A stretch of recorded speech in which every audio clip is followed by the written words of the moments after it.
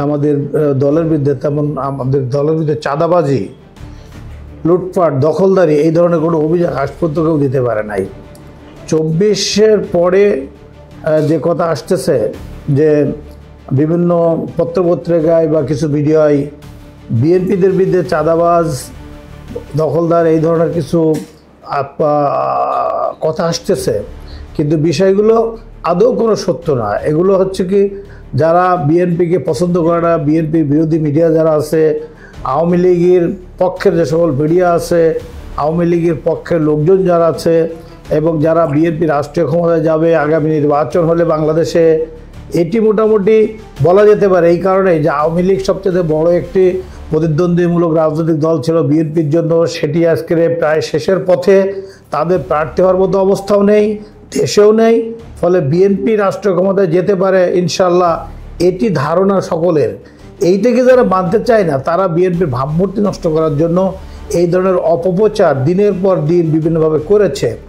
আমরা এইটা সত্য না হলেও আমাদের প্রিয় নেতা তারেক সাহেব, যিনি দল পরিচালনা করছেন, উনি বারংবার আমাদেরকে নির্দেশ দিয়েছেন, আমাদের স্ট্যান্ডিং কমিটিদেরকে নির্দেশ দিয়েছেন, আমাদের স্ট্যান্ডিং কমিটি আমাদের জেলা আলাদা আমাদেরকে নির্দেশ দিয়েছেন, কোনো অবস্থাতে কোনো চাঁদাবাজ, দখলদারদের প্রশ্রয় দেওয়া হবে না।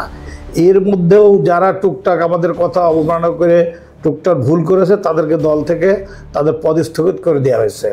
এবং আমরা ধারাবাহিকভাবে বিভিন্ন ইউনিয়ন, থানা, ইউনিয়ন, ওয়ার্ড সকল পর্যায়ে আমরা আমাদের নেতৃবৃন্দকে নিয়ে মিটিং করেছি, বারবার বলেছি এবং সকলকে সতর্ক করেছি যে কোনো অবস্থাতে দলের বদনাম হয় এমন কোনো কাজ করা যাবে না এবং কোনো চাঁদাবাজ, দখলদারের সাথে জড়িত থাকা যাবে না। এটি আমাদের একদম চূড়ান্ত আমাদের সিদ্ধান্ত।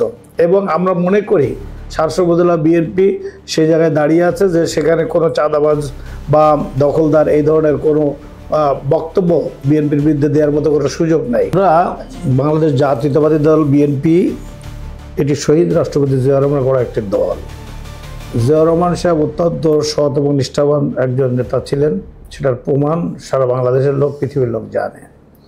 তার ধারাবাহিকতায় বেগম খালেদা জিয়া, তিনি একজন অত্যন্ত নিষ্ঠা এবং সততার সাথে রাষ্ট্র চালিয়েছেন, দলও চালিয়েছেন। তারই তৈরি করা, তাদেরই আদর্শে আমরা বিএনপি রাজনৈতিক দল।